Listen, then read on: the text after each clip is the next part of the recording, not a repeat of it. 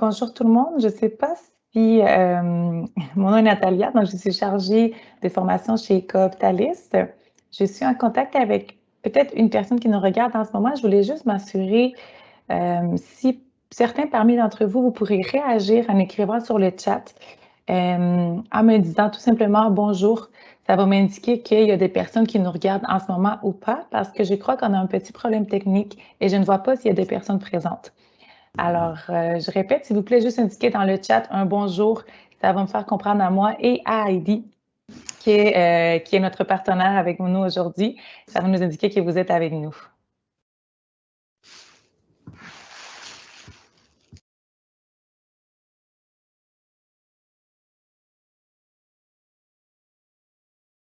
De mon côté, je ne vois pas de réaction. Toi, Heidi, est-ce que tu en vois de ton côté?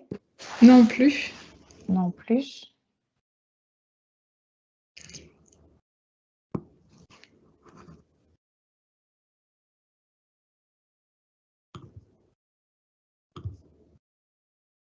Est-ce que le consultant Fleur de Lys a été capable de rentrer? Là, j'attends sa réponse, en fait. Okay.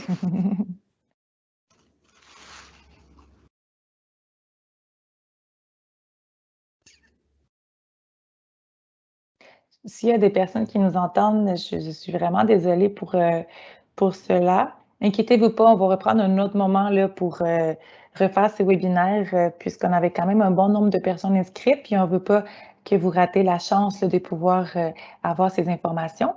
Alors, on reviendra vers vous là, pour qu'on puisse reprendre si jamais on n'est pas capable de trouver solution au problème qu'on a en ce moment.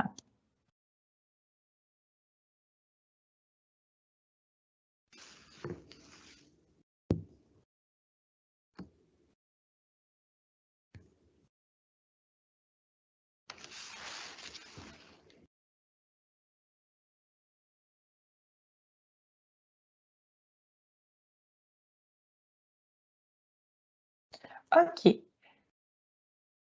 Bon, mais écoutez, avec la personne avec qui je parle, qui s'appelle Arnaud, merci beaucoup.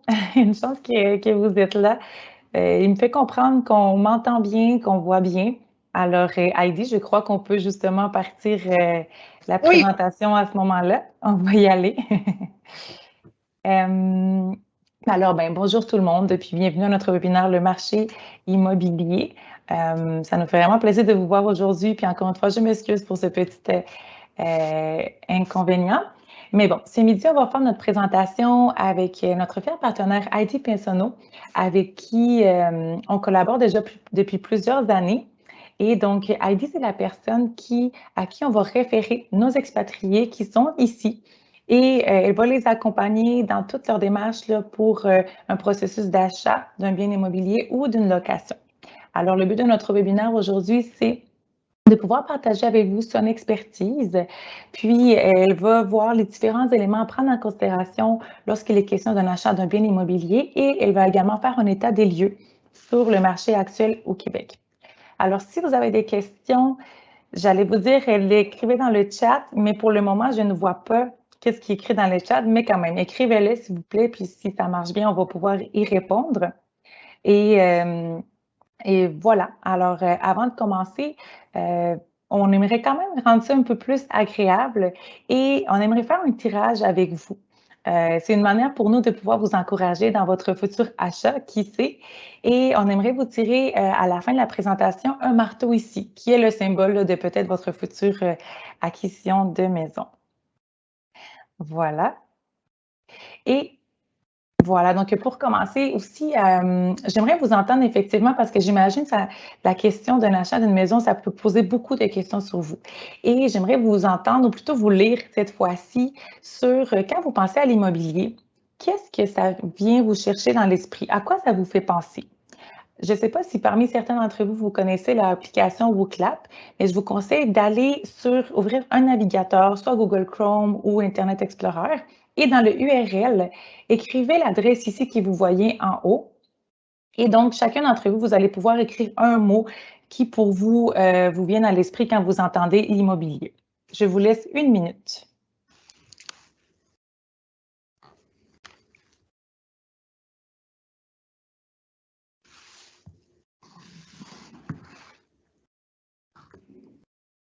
Ah, je pense qu'on nous entend. On nous entend bien. Bulle, financement difficile.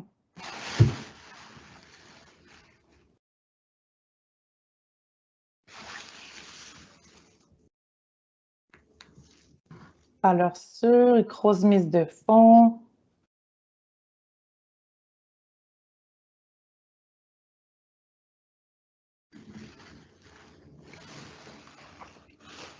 Grosse rareté, c'est super.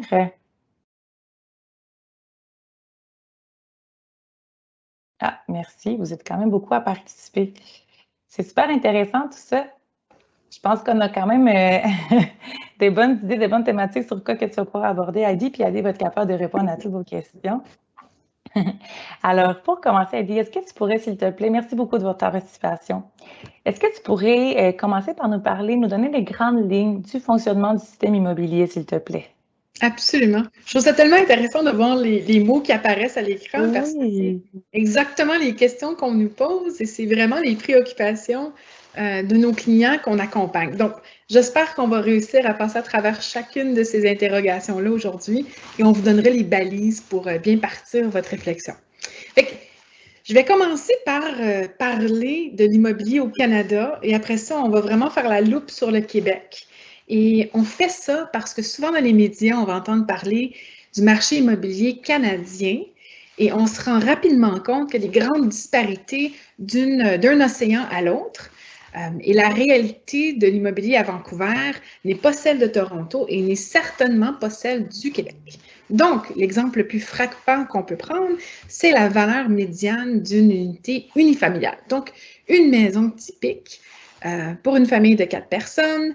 Le mois dernier se vendait en moyenne à Vancouver pour 1,7 million, à Toronto pour 1,699 et on voit cet écart-là dramatique quand même au Québec où l'immobilier se vend pour 563 pour cette même unité d'habitation. Alors, qu'est-ce que ça veut dire? Ça veut dire que malgré la hausse qu'on a vue dans les dernières 2 années, qui a été quand même assez spectaculaire, l'immobilier à Montréal demeure tout de même abordable. Donc, c'est intéressant. Beaucoup de gens nous parlent de la bulle immobilière qui est rattachée justement au phénomène de la COVID. Je dirais oui, il y a certainement eu une contribution de la COVID sur la valeur immobilière parce que les gens ont vraiment recherché avec le travail à la maison des plus grands espaces, sont vraiment sortis de la ville pour aller vers les banlieues. Par contre, il y a un élément très important et ça fait des années maintenant que le Québec accuse un retard dans la mise en place de chantiers. Donc, on n'a pas assez d'habitations et on n'a pas prévu suffisamment de construction pour venir pallier au manque d'inventaire. Et nécessairement, quand on n'a pas suffisamment d'offres et que la demande est croissante, ça fait une pression sur les prix. Alors, historiquement, le Québec, la valeur immobilière augmentait de 5 % en moyenne. C'est sûr qu'il y avait des régions où l'accroissement de la valeur était plus grand, mais la moyenne de la province, c'est environ 5 %. Et là, c'est vrai que sur les 2 dernières années, on a vu des accroissements de 10-15 %. Alors, ça a été vraiment important, mais dans l'horizon à venir, on ne voit pas une diminution des prix parce que justement, on est en pleine pénurie de biens. Alors, si on se pose la question, est-ce que c'est une bulle immobilière? La réponse la plus simple pour le Québec, ce n'est pas une bulle immobilière parce qu'il y a vraiment cette réelle demande de biens. On n'est pas dans une situation non plus où on fait de la spéculation.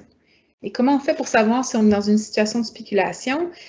L'exemple le plus concret, c'est de dire, on regarde des tours à condos et si on voit qu'il y a plein d'unités qui ne sont pas habitées, ça laisse entendre que les gens achètent de l'immobilier uniquement pour faire de la spéculation, ce qui n'est pas le cas au Québec.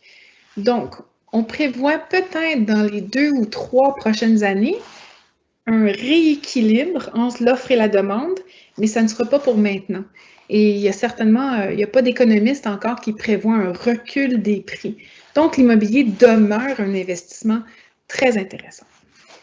Alors, c'était mon tour de table pour le Canada. Voilà, on peut passer à la prochaine slide, s'il te plaît, Natalia. Parfait. Donc, une des premières choses qui est importante de comprendre, c'est le fonctionnement de l'immobilier au Québec.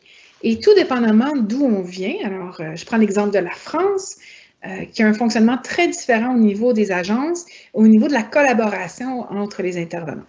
Donc, au Québec, on a un courtier inscripteur qui représente le propriétaire d'un bien et on a un courtier collaborateur qui représente les acheteurs.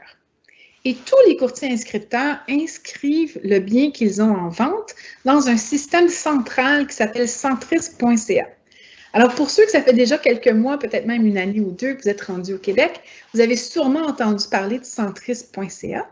Alors, c'est important de vraiment comprendre que tous les courtiers de la province entière travaillent en collaboration. Alors, c'est pas nécessaire d'aller voir chaque agence immobilière pour voir l'inventaire qu'ils ont. On peut tout simplement aller sur centris.ca, qui est une mine d'informations, notamment parce que ça comprend l'ensemble des biens, mais aussi parce que c'est très bien légiféré, ce qui fait en sorte que l'inventaire doit être tenu à jour, ce qui n'est pas toujours le cas sur les sites web de chaque agence indépendante. Peut-être qu'on a un bien qui a déjà été vendu, mais qui est encore présenté. Ça ne sera pas le cas sur Centris. Alors, quand je cherche un bien immobilier, centris.ca, c'est vraiment une mine d'informations extraordinaire. Alors, c'est important de bien comprendre justement le rôle du courtier versus le courtier inscripteur, le courtier collaborateur. Le réflexe de plusieurs acheteurs, en fait, c'est de contacter directement un courtier inscripteur pour demander des informations sur la propriété. Alors, c'est là la nuance qu'il faut vraiment comprendre dès le départ, c'est qu'en fait, on s'arme d'un courtier collaborateur pour nous représenter. Et j'irai même plus loin en disant qu'un courtier inscripteur qui reçoit l'appel d'un client en direct qui est intéressé par la propriété a l'obligation déontologique de recommander à cet acheteur-là d'aller se faire représenter par son propre courtier. Et en fait, le raisonnement est bien simple. Ce ne sera pas une négociation à armes égales, parce que le mandat du courtier inscripteur, c'est vraiment de protéger et d'aller chercher la valeur optimale pour le bien pour son client vendeur. Tandis qu'un courtier collaborateur qui représente l'acheteur va justement s'asseoir avec l'acheteur, voir si la valeur marchande est réellement fondée, va regarder dans les alentours, qu'est-ce qui s'est vendu, est-ce qu'il y a des problématiques avec cet immeuble-là, va poser des questions, va vraiment aller chercher l'historique de la propriété pour vous. Alors, c'est important de bien se faire représenter. Et d'autant plus, il faut comprendre comment la rémunération fonctionne, qui est souvent une question qui nous revient, évidemment, c'est une question très pertinente. Alors, un courtier inscripteur va avoir un mandat de vente avec son propriétaire et le propriétaire va payer une commission à son courtier. Ensuite, le courtier inscripteur va partager sa commission avec le courtier collaborateur. Alors, en fait, au Québec, c'est le propriétaire qui va supporter la commission des courtiers. Et la raison pourquoi le système a été fait comme ça, c'est justement pour que les acheteurs aient toujours l'occasion de se faire représenter par leur propre courtier et ne décident pas de laisser faire ce service-là dans l'espoir de sauver des frais. Alors vraiment, ce serait le conseil le plus utile que je pourrais vous transmettre aujourd'hui, ce serait de bien vous faire accompagner par un courtier collaborateur. Oui, tout à fait, Heidi. Puis, mais justement, c'est vraiment de très bonnes informations que tu nous amènes là, super intéressantes. Puis, est-ce qu'on est vraiment obligé de faire affaire justement avec un courtier? Non. Alors c'est vraiment libre à chacun s'ils veulent ou pas. Par contre, comme je l'ai mentionné, c'est vraiment dans le code de déontologie du courtier inscripteur de recommander à l'acheteur qui vient sans se faire représenter d'aller chercher un conseil. Alors, il faut vraiment voir comme mon avocat, on ne se présente pas en cours pour faire prévaloir ses intérêts sans se faire représenter, sinon c'est vraiment pas une relation équitable, ça ne sera pas une négociation équitable parce que le courtier inscripteur, en fait, a uniquement l'obligation de donner un traitement équitable à l'acheteur, mais non pas de faire prévaloir ses droits. Alors, c'est une distinction importante. Oui, tout à fait. Merci beaucoup. Puis d'ailleurs, ça me fait penser, bon, habituellement, quand les expatriés arrivent ici ou les personnes comme vous qui sont déjà ici, elles n'ont pas l'impression nécessairement que l'achat est accessible parce qu'il vient d'arriver. Par contre, toi qui as déjà accompagné justement plusieurs personnes qui ont déjà été dans leur situation, qui avaient ces mêmes appréhensions-là, Est-ce que tu pourrais nous expliquer comment fonctionne l'accession à la propriété? Comment est-ce qu'elle est possible? Absolument. Et en fait, avant de rentrer dans le vif du sujet, je rajouterais, parmi notre clientèle qui est déjà propriétaire d'un bien immobilier dans leur pays d'origine, ils sont beaucoup plus à l'aise tout de suite à aller vers l'achat. Et ceux peut-être que c'est le premier saut qu'ils font, en fait, sont heureux de voir la simplicité du processus. Alors, une des premières choses qu'on doit faire, c'est d'aller voir le banquier et de voir sur quel programme qu'on peut se qualifier. Alors, dès qu'on arrive au Québec, on peut se qualifier pour un prêt hypothécaire. Et c'est ça qui est surprenant quand on est un nouvel arrivant et qu'on ne réalise pas qu'on peut déjà accéder à la propriété. Ce qui va différer, c'est la mise de fonds que je vais devoir mettre. Alors, si j'arrive au Québec, que je n'ai pas nécessairement un statut, je n'ai pas un historique de crédit non plus, je viens tout juste d'arriver, on va me demander une mise de fonds de 35 %. Par contre, si ça fait déjà 6 mois, 1 an que je suis là parce que j'étais en location, j'ai eu un emploi, j'ai la chance de bâtir mon historique de crédit au Québec, alors déjà, je peux faire appel à un programme qui va me permettre de mettre peut-être 15 %, 10 % de mise de fonds. Alors en fait, on se qualifie dès notre arrivée. Ce qui va varier, ça va être la mise de fonds qu'on va devoir mettre. Alors on dit souvent aux gens, la première chose, c'est de rencontrer le banquier. En fait, il y a 2 banques qui sont très flexibles et qui vraiment ont une offre qui est mise de l'avant pour les nouveaux arrivants. C'est soit Desjardins, soit la Banque nationale. Vraiment, ça serait la meilleure recommandation d'aller voir un de ces 2-là. Une fois qu'on a une préapprobation en main, on peut commencer nos recherches. Alors, avec votre courtier collaborateur, on va faire des visites virtuelles ou en personne à travers centris.ca. Alors, on va aller voir la base de données, justement, de tous les biens qui sont mis en vente. Et voilà, ce processus-là d'avoir, j'ai oublié de le mentionner, mais Natalia, le processus d'avoir une préapprobation, c'est une histoire de 48 heures environ. Alors, c'est très rapide. La banque va vous demander des informations sur votre situation financière et à l'intérieur de 48 heures, on va avoir un certificat qui dit que monsieur ou madame peut faire l'acquisition d'une propriété à hauteur de, disons, 500 000. Bon, alors, vous avez identifié avec votre courtier une propriété qui vous intéresse. Alors, on passe à l'acte, c'est-à-dire faire une promesse d'achat. Alors, votre courtier vous accompagne dans justement la présentation de cette offre qui va offrir un prix d'achat, va proposer une date d'occupation, une date de notaire. Mais ce qui est très important, c'est que la promesse d'achat va être conditionnelle à ce que vous puissiez faire une inspection de la propriété. Et ça, c'est très important. Elle va être aussi conditionnelle à ce qu'on puisse avoir une approbation bancaire finale de la banque. Et si c'est une copropriété que vous achetez, que vous allez pouvoir examiner les documents de copropriété. Alors, je vais prendre une par une parce que c'est très important. L'inspection. Alors, une fois que j'ai une promesse d'achat acceptée, l'acheteur peut faire venir un inspecteur accrédité qui va venir faire un examen visuel de toute la bâtisse. Il va vous produire un rapport qui va évaluer la condition de la toiture, la fondation, la plomberie, l'électricité. Vraiment, on a un rapport complet qui nous donne un bel aperçu de la propriété. Et à partir de ce rapport-là, un acheteur peut faire 3 choses. Il peut s'en déclarer satisfait. Donc, il dit, c'est parfait, j'achète la maison au prix qu'on a négocié. Il peut soit dire, écoutez, on a trouvé des déficiences, on veut renégocier le prix en fonction de ces déficiences-là. Ou la troisième option, il peut simplement se dire, je me déclare non satisfait, et à partir de ce moment-là, la promesse d'achat devient nulle et non avenue. Et on n'a pas cette notion de dépôt qui est perdue.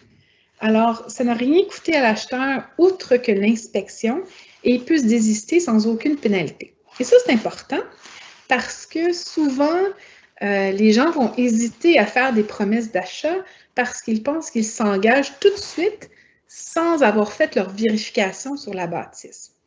Alors, au Québec, on fait une promesse d'achat et après, on fait les vérifications et là, on peut se déclarer satisfait ou pas. Super intéressant. La deuxième chose, ça va être l'approbation bancaire finale. Alors, vous vous rappelez, au premier point, on est allé chercher une préapprobation. Alors, maintenant que j'ai une promesse d'achat acceptée, je vais aller voir la banque et je vais dire, parfait, j'ai trouvé une propriété et je voudrais l'acheter à 500 000 $.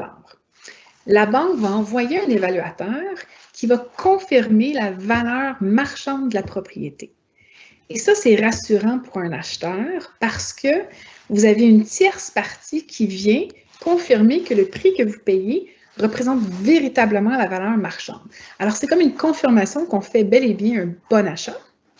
Et le troisième point, évidemment, c'est l'examen des documents de copropriété si je suis en train d'acheter un condo, ce qui me permet de voir est-ce que la bâtisse elle est bien gérée, est-ce qu'il y a un fonds de prévoyance suffisant, est-ce que les règlements de la copropriété me conviennent également.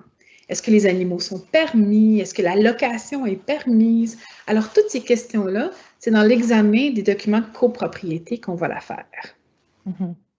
Très bien dit, Heidi, merci beaucoup. Puis d'ailleurs, on entend souvent parler de certains clients, certaines personnes qui sautent peut-être l'étape de l'inspection, soit pour avoir accès à la propriété plus rapidement ou pour remporter la surenchère, justement.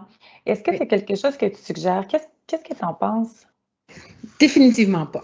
Alors, mon conseil professionnel, c'est que c'est un très grand risque à prendre que de ne pas mettre une condition à l'inspection.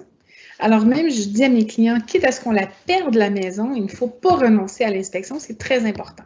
Alors, c'est un investissement important dans la vie de quelqu'un et si jamais il y avait une défectuosité dans la bâtisse significative et qu'on veut avoir un recours contre le vendeur, il faut être capable de prouver qu'on a été un acheteur prudent. Et la façon de faire cette démonstration-là, c'est en disant, nous avons fait une inspection, nous avons fait nos devoirs, justement de vérification. Alors, je comprends que les gens le fassent dans un marché en ébullition comme aujourd'hui, où on est souvent en surenchère, mais c'est définitivement pas une recommandation. Quitte à perdre la maison et en trouver une autre, on ne recommande pas aux gens de faire fi de cette condition-là. Alors, excuse-moi, Natalia. Je disais, c'est noté. Alors, une fois que toutes nos conditions sont réalisées, le dossier est transféré chez le notaire qui a besoin d'environ 2 semaines pour faire toutes les vérifications d'usage, préparer l'acte d'hypothèque s'il y a une hypothèque, l'acte de vente, faire les signatures. Alors, à partir du moment où on a commencé à faire notre recherche, essayer de trouver une maison et qu'on en est devenu propriétaire, il peut s'être écoulé aussi peu que 30 jours. Alors, c'est un processus qui est simple, qui peut être rapide et qui est très bien encadré. Et voilà, 30 jours plus tard, on peut être propriétaire de notre maison. On peut également négocier une date de notaire qui va être plus loin dans le temps. On peut dire, oh, parfait, je vais vous faire une offre et je vais aller chez le notaire dans 6 mois et on fera l'occupation dans 6 mois. Il n'y a pas de problème. Mais pour quelqu'un qui veut trouver rapidement, c'est possible de le faire en 30 jours également. Peut-être que je vous parle rapidement des frais reliés à l'acquisition d'une propriété. Alors, en fait, contrairement à la France, je sais que je prends souvent l'exemple de la France, mais c'est représentatif un peu de l'Europe, je crois bien. Les frais d'acquisition sont d'environ 1,5 à 2 % du prix d'achat, versus en France, on me dit qu'on retrouve plutôt dans les 8, 9, parfois même 10 % du prix d'achat. Alors, le fait que le frais à l'acquisition soit si bas fait en sorte qu'on n'est pas obligé de détenir le bien très longtemps avant de déjà pouvoir capitaliser sur la plus-value. Alors, c'est drôlement intéressant de faire l'investissement immobilier. Tout à fait. Puis Heidi, est-ce que tu pourrais nous donner un exemple, par exemple, d'ici au Québec, quand tu as accompagné quelqu'un pour acquérir une maison? Oui, exactement. Ça, je l'adore, cet exemple-là, parce que l'année passée, on a fait le webinaire qu'on est en train de faire aujourd'hui et il y a une famille qui nous a contactés la semaine d'après et voici le résultat de cette belle recherche.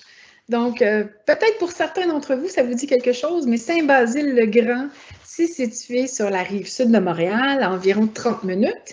C'est également desservi par un train.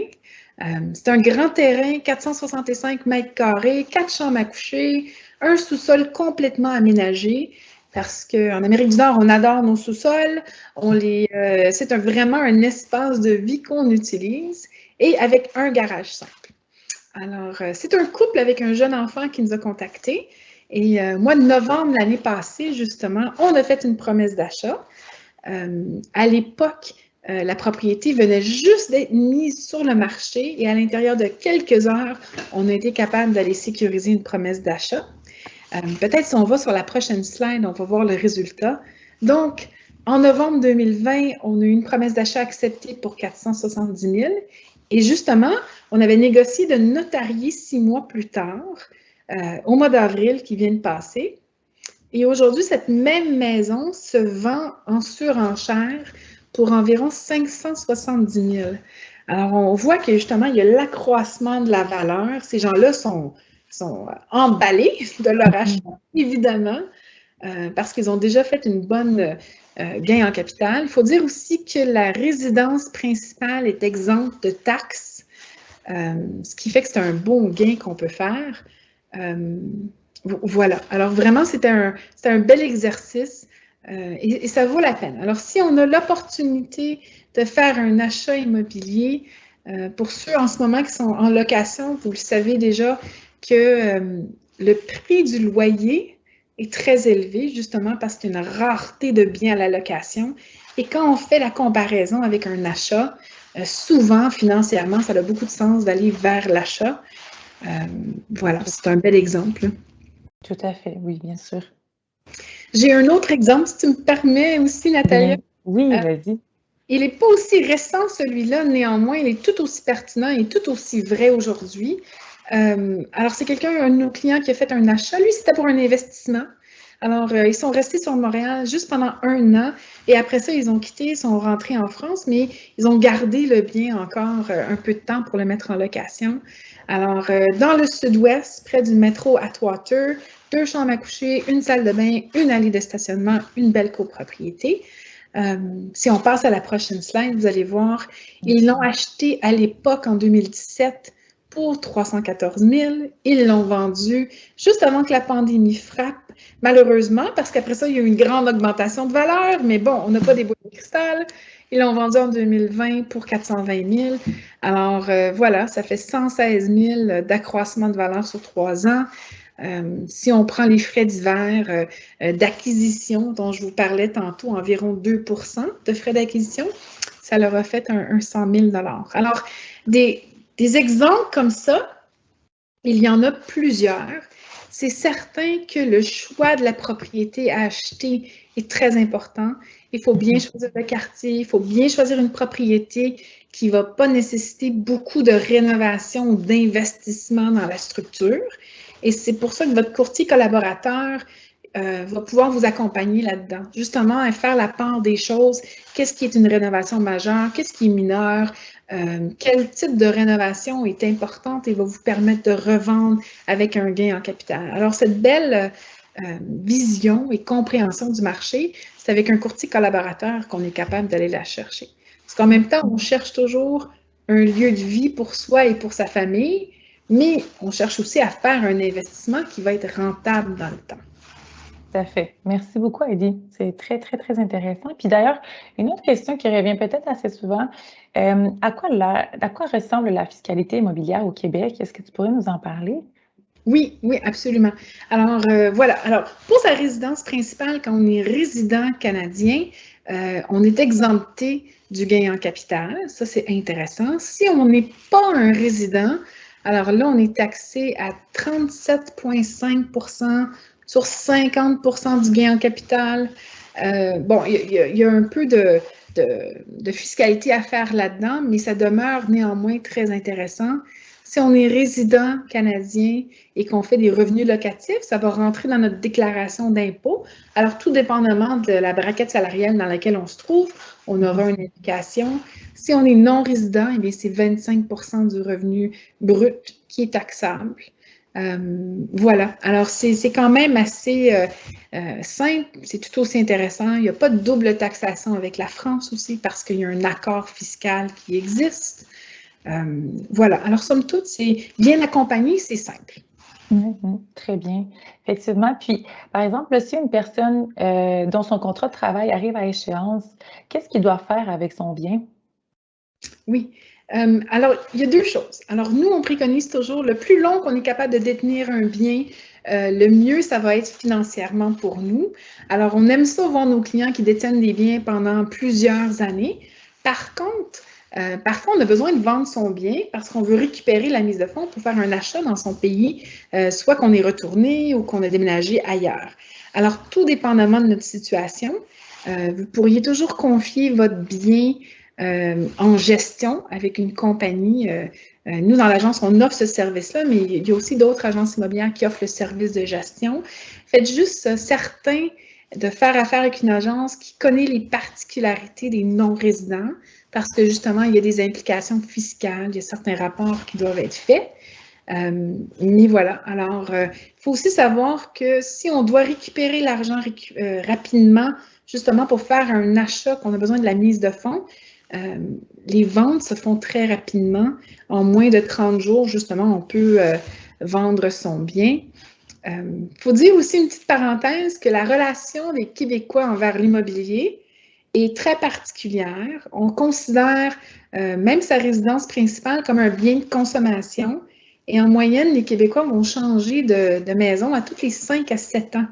Et ça, c'est une moyenne très rapide, en fait, à travers l'Amérique du Nord et même comparé à l'Europe où le temps de détention est beaucoup plus long. Alors, au Québec, on comprendra que parce qu'en partie, la fiscalité est intéressante, parce que les frais d'acquisition sont peu élevés, parce qu'il y a un accroissement de la valeur, les gens vont souvent changer de bien. OK. Très bien, Heidi, merci. Écoutez, voilà, c'est ce qui résume pour nous notre webinaire. Je ne sais pas si pour vous, là, ça serait peut-être le moment de répondre à vos questions. Puis d'ailleurs, j'en vois ici quelques-unes. Alors, je vais partager mon écran, comme ça, on va pouvoir nous voir un petit peu mieux. Je vais arrêter le partage.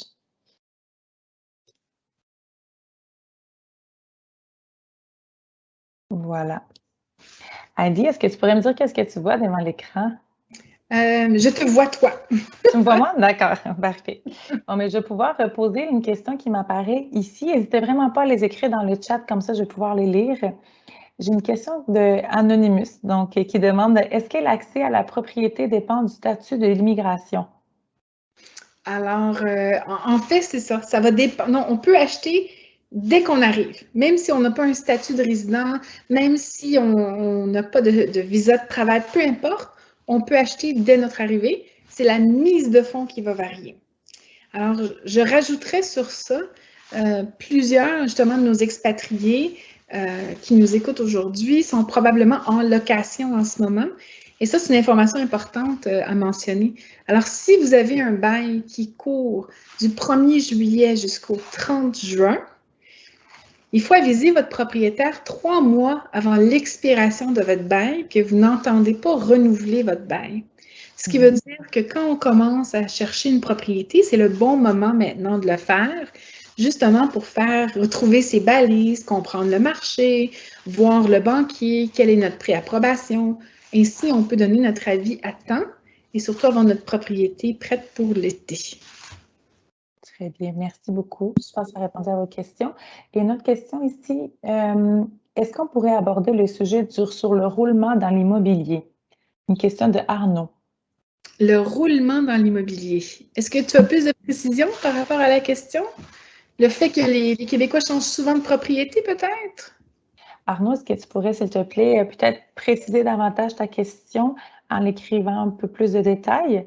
Puis, en attendant, je pourrais passer à une autre question qui me vient ici. Bonjour, vaut mieux d'acheter de suite ou attendre un peu? C'est une excellente question. En fait, c'est sûr que notre recommandation, quand on voit les prix qui augmentent, le plus rapidement qu'on est capable de devenir propriétaire, le plus rapidement qu'on va se retrouver de l'autre côté en tant que propriétaire qui bénéficie de l'augmentation des prix. Tandis que si, justement, comme l'exemple qu'on a vu, les gens avaient attendu 6, 7, 8 mois avant d'acheter la propriété, ils auraient payé déjà 50, 60 000 $ de plus. Alors, je vous dirais que Dès qu'on arrive, c'est intéressant de s'informer et de voir c'est quoi l'échéancier le plus rapide qu'on peut avoir pour accéder à la propriété. Souvent, quand on arrive, on se dit, écoute, je vais regarder le quartier, qu'est-ce qui m'intéresse? Alors, en habitant un quartier à la location, certains vont choisir justement de rester là pendant un an. Profitez de cette année-là pour vraiment faire vos devoirs. Ainsi, dès que vous êtes prêt, soit que vous avez une mise de fonds suffisante, vous avez l'historique de crédit, vous êtes déjà prêt à passer à l'action. C'est important parce que justement, il y a l'accroissement de la valeur. Très bien. Puis d'ailleurs, une question, est-ce que tu pourrais nous parler, par exemple, des tendances à venir, hausse des prix? Est-ce que les prix vont rester plus stables? Oui, alors on prévoit qu'encore pour les 2 prochaines années, il va y avoir une hausse des prix. Donc, est-ce qu'elle va être de la même ampleur que celle qu'on a connue sur les 2 dernières années? C'est difficile à dire. Par contre, il n'y a vraiment pas cette idée que les prix vont redescendre. Pas du tout, parce que comme je l'avais dit, il y a encore cette pénurie de mise en chantier et ça va prendre jusqu'à 5 ans pour absorber cette pénurie. Alors, on espère, bien franchement, pour les acheteurs, que le marché va peut-être se rééquilibrer et qu'on ne se retrouvera pas dans une situation de surenchère comme on voit en ce moment. Parce qu'il n'est pas inhabituel aujourd'hui de voir une propriété qui est mise en vente et qu'elle va se retrouver avec 5, 6, 7, 8, 15 offres d'achat. Alors voilà, on espère qu'il va y avoir un équilibre, que le processus va être peut-être moins tendu pour les acheteurs. Merci. Je ne sais pas si tu es en mesure de répondre à cette question, mais voilà, il y a quelqu'un qui demande si on habite à Toronto en location avec un visa de travail, est-ce qu'on peut acheter au Québec pour de l'investissement pur? Oui, absolument.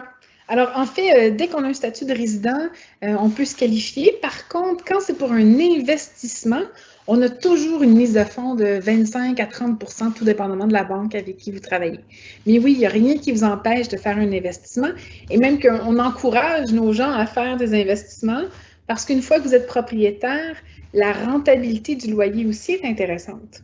Alors, mais pour ceux qui sont déjà en location en ce moment, comme je l'ai mentionné, vous le voyez, les loyers sont quand même importants par rapport au prix d'achat. Alors, certainement qu'on vous encourage à faire des investissements. Tout à fait, merci. Une autre question, de même pour la mise de fonds, est-ce qu'on peut utiliser ce que l'on possède sur notre REER? Oui, alors on peut rapper. Il y a certaines conditions. Vous avez l'obligation de rembourser à l'intérieur de 10 ans. Il faut être capable de respecter des ratios d'endettement. Mais oui, c'est possible de le faire et c'est entre autres pourquoi c'est si important d'avoir la discussion avec votre banquier pour qu'il puisse faire un plan de match avec vous. Mais oui, absolument, les REER sont un programme qui a été mis sur pied par le gouvernement fédéral pour aider l'accession à la propriété. Merci, Ivy. Alors, pour le moment, une autre question qui vient d'apparaître, qui nous vient de Ahmed. Construire ou acheter? La meilleure solution en termes de prix et en termes de faisabilité? Quelle est la meilleure solution selon toi?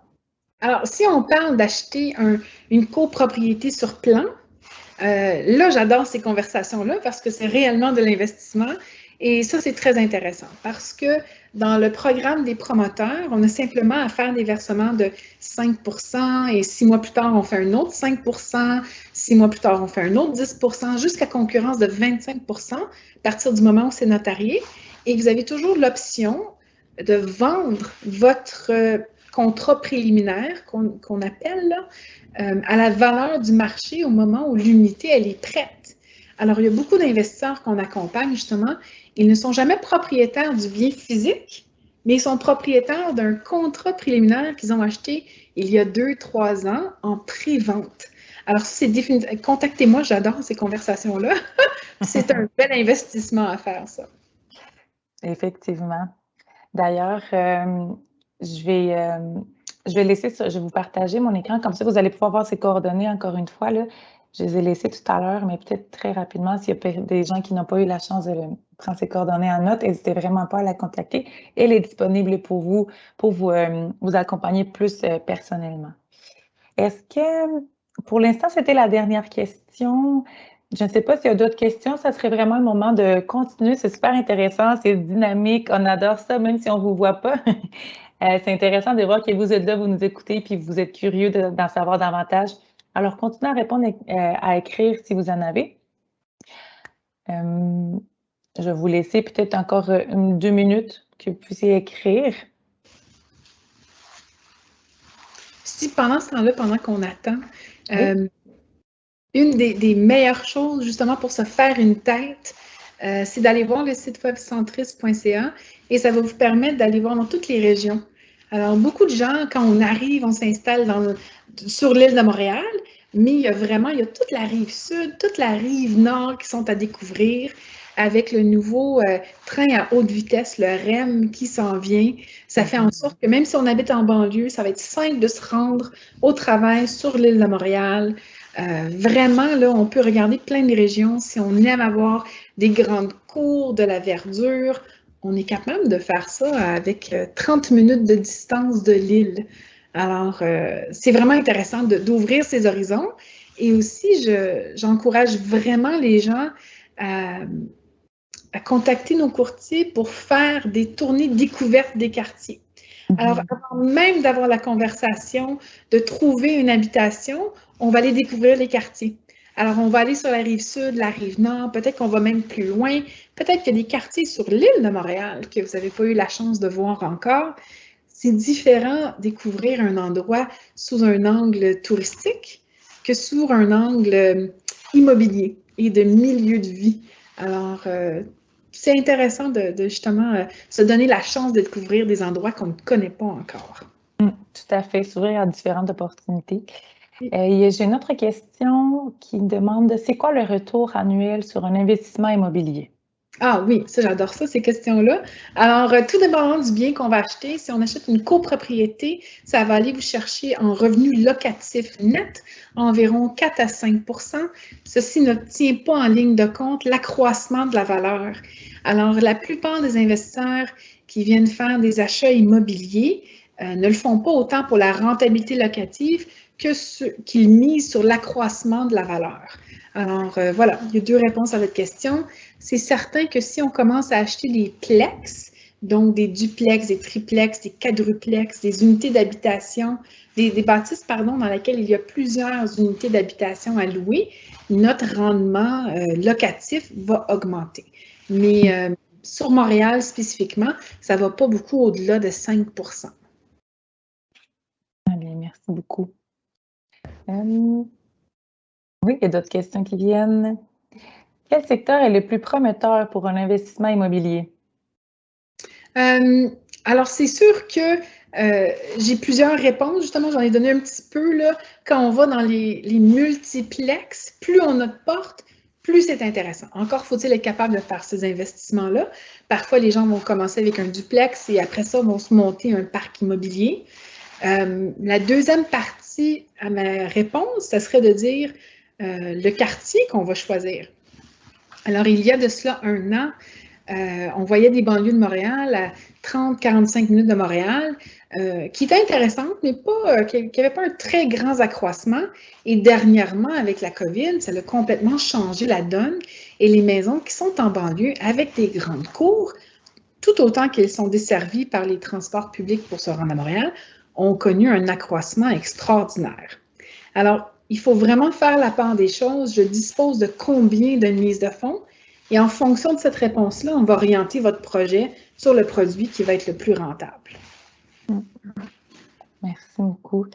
Une autre question qui vient ici, là, et puis il va nous rester 5 minutes avant la fin du webinaire. Des conseils sur la gestion des biens immobiliers à sa mort, revente, légal héritage. De ce que j'ai pu lire d'un point de vue fiscal, il y a des enjeux, selon Arnaud. Oui, effectivement. Alors, il faut savoir qu'au Québec, il n'y a pas de taxation sur des droits de succession. Par contre, il faut faire attention de bien monter, de bien organiser la détention ici au Québec. Il y a également le fait que quand on est un non-résident, il faut dès le départ bien organiser la fiscalité. Il faut aller chercher des numéros d'assurance sociale Pour non-résidents, il faut s'assurer de bien remplir ses obligations. À la vente, il y a d'autres obligations, justement, pour aller chercher des certificats de taxes du gouvernement fédéral. Et c'est pour ça que je disais un petit peu plus tôt, c'est important de faire affaire avec une agence qui a cette spécialité-là de traiter avec les non-résidents ou les investisseurs pour vraiment bien vous accompagner là-dedans. Parce que quand c'est bien fait, il n'y a pas de problématique. C'est quand on a laissé aller, soit qu'on ne savait pas, ou la personne qui gère pour nous n'a pas conscience des implications fiscales, c'est là où ça peut se brouiller un peu. Ouais. Je crois que tu viens un peu répondre indirectement à une prochaine question qui était est-il possible d'acheter avant d'avoir notre résidence permanente? Oui, absolument. C'est toujours la question de la mise de fonds que je veux mettre. C'est ça qui va aller faire la différence. Exact. Puis, une autre question qui nous dit duplex ou unifamilial, quel est le meilleur choix, le plus abordable par rapport à un premier achat?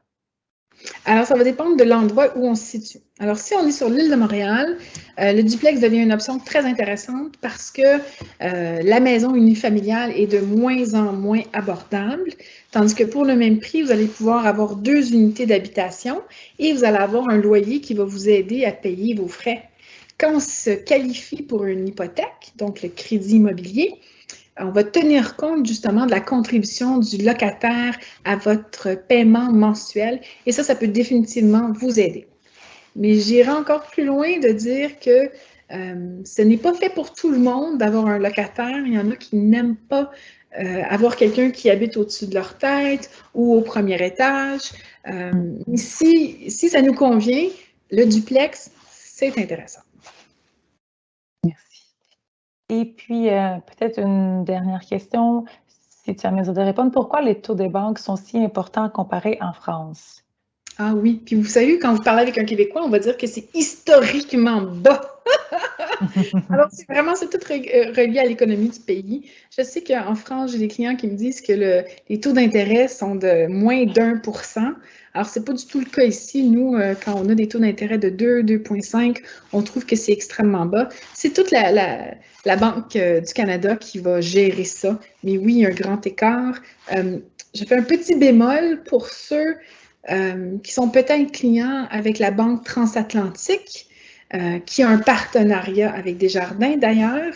Si vous avez un patrimoine qui est conséquent en France, vous avez un bien, il est possible de refinancer le bien en France pour faire l'acquisition d'un bien ici au Québec. Mais voilà, ça sera une conversation qu'on pourrait avoir plus approfondie, mais ça fait partie des possibilités pour faire l'investissement. Super. Mais voilà, je pense que c'est ce qui complète toute notre période de questions très intéressantes que tu as reçues, Heidi. Moi, honnêtement, ça m'a permis d'en apprendre davantage aussi. Voilà. Bon, mais alors, il nous reste 2 minutes à la séance. Sinon, si vous avez encore quelques petites questions, là, ce serait le moment. On a encore 2 minutes jusqu'à 1 heure. Puis, autrement, moi, je voudrais prendre le temps de vous remercier d'avoir été avec nous. Merci également pour votre patience au début avec les petits problèmes techniques que nous avons eus. Mais voilà, on s'en est bien sortis et j'espère qu'on va pouvoir vous revoir prochainement. Et je vous rappelle encore une fois, n'hésitez vraiment pas à contacter Heidi. Elle va pouvoir vous accompagner dans votre processus. Ça va lui faire réellement plaisir. Vous avez ses coordonnées encore une fois devant vous et on est là pour vous. Je ne sais pas, Heidi, si vous voulez avoir un petit mot également de la fin. Oui, bien, merci beaucoup. J'ai adoré vos questions. Tout ce qui relève de l'investissement, c'est parfait.